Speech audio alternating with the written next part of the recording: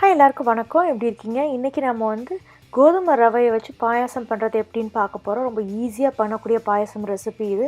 அதுக்கு என்னென்ன பொருட்கள் தேவைன்னு சொல்கிறேன். இங்கே நான் 1 கப்புக்கு கோதுமை ரவை எடுத்து வச்சுருக்கேன்.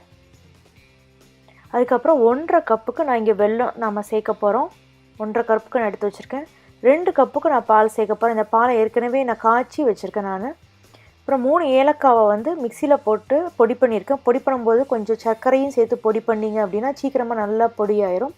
கொஞ்சம் முந்திரி பருப்பு, கொஞ்சம் உலர்ந்த திராட்சை எடுத்து வச்சுருக்கேன். அப்புறம் நாம் ஒரு 3 டேபிள் ஸ்பூன்கிட்ட நாம் நெய்யோ இல்லை பட்டரோ சேர்த்துக்கலாம். முதல்ல நாம் இந்த வெல்லத்தை உருக்கி பாகு காய்ச்சி வடிகட்டிக்கிற போகிறோம்.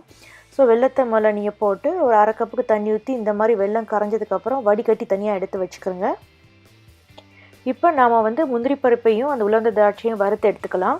இங்கே நான் அந்த 2 டேபிள் ஸ்பூன் பட்டரை போட்டு உருக்கிட்டு அதில் நம்ம முந்திரி பருப்பை தான் முதல்ல போடணும். அதை போட்டு லைட்டாக ப்ரௌன் ஆனவுடனே எடுத்து வச்சுருக்க அந்த உலர்ந்த திராட்சையை போடணும். அப்போ அது அந்த இருக்கிற சூட்டில் டக்குன்னு பஃப் ஆயிரும். அது பஃப் ஆனவுடனே நீங்கள் எடுத்து இதை ட்ரான்ஸ்ஃபர் பண்ணிடலாம். இப்போ பாருங்கள், நல்லா பலூன் மாதிரி வந்துடுச்சு. இப்போ நாம் அதை எடுத்து இந்த மாதிரி ட்ரான்ஸ்ஃபர் பண்ணியாச்சு. இப்போ அதே கீயில் அந்த பட்டரில் நான் எடுத்து வச்சுருக்கேன். அந்த ரவையை போடுறேன். ரவை இந்த பட்டர் எல்லாத்தையுமே நல்லா அப்சர்வ் பண்ணிக்கிறோம்.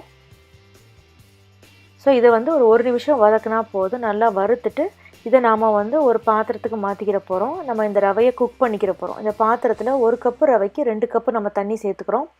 சேர்த்துட்டு நாம் இட்லி குக்கருக்குள்ள வச்சு நாம் இதை குக் பண்ணி எடுக்க போகிறோம். குக்கருக்குள்ள ஸ்ட்ரைட்டாகவே இந்த ரவையை போடலாம். போட்டு அவிச்சோம் அப்படின்னா அந்த குக் ஆகும்போது அது எல்லா இடமும் ஸ்ப்ரெட் ஆகிரும். ஸோ நம்ம க்ளீன் பண்ணுறது கஷ்டம். இந்த மாதிரி உள்ள ஒரு பாத்திரத்தில் வச்சு அதில் மூடி போட்டு வச்சிட்டிங்க அப்படின்னா 2 விசில் இறக்கிட்டிங்கன்னா இந்த மாதிரி உங்களுக்கு ரவை நல்லாவே குக் ஆகி நமக்கு நல்லா கிடச்சிரும். இதை நம்ம பாயசம் கிண்ட போகிற பாத்திரத்துக்கு மாற்றிக்கலாம். இந்த ரவையை நான் மாற்றிட்டேன். இதில் நாம் அந்த கரைச்சி வச்சுருக்க வெல்லத்தை ஊற்றியாச்சு. வெல்லத்தை ஊற்றிட்டு நல்லா மிக்ஸ் பண்ணுங்கள். ஒரு நிமிஷம் அப்படியே நல்லா கொதிக்க விடுங்க. அதில் நாம் காய்ச்சி வச்சுருக்க பாலையும் சேர்த்துடலாம். பால் சேர்த்து ஒரு 3 நிமிஷம் கொதிக்கணும். இது ஏற்கனவே காய்ச்சின பால்னால 3 நிமிஷம் போதும். இது நீங்கள் பச்சை பால் ஊற்றுனீங்க அப்படின்னா கொஞ்சம் எக்ஸ்ட்ராவாக கொஞ்சம் கொதிக்க விடுங்க. இப்போ நம்ம அதில் பொடி பண்ணி வச்சுருக்க ஏலக்காய் தூளையும் நான் சேர்த்துட்டேன். இறக்க போகிறதுக்கு முன்னாடி தான் நாம் வறுத்து வச்சுருக்க முந்திரி திராட்சையை சேர்க்கணும். இப்போ முந்திரி திராட்சையை சேர்த்துட்டு நீங்கள் ஒரு கிண்டிட்டு அடுப்பை ஆஃப் பண்ணிடலாம். இங்கே எனக்கு இந்த காயில் அடுப்புனால இன்னொரு இதுக்கு நான் மாற்றிட்டேன். ஒரே இதில் வச்சுருந்தோம் அப்படின்னா ரொம்ப இறுக ஆரம்பிச்சிடும். இப்போ நமக்கு அருமையான கோதுமை ரவா பாயசம் ரெடி ஆயிடுச்சு. இது டைம் ஆக அப்படியே நல்லா இறுக ஆரம்பிக்கும்.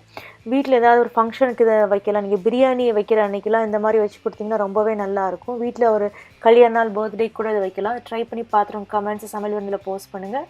இன்னொரு வீடியோவில் சந்திக்கலாம். நன்றி, வணக்கம்.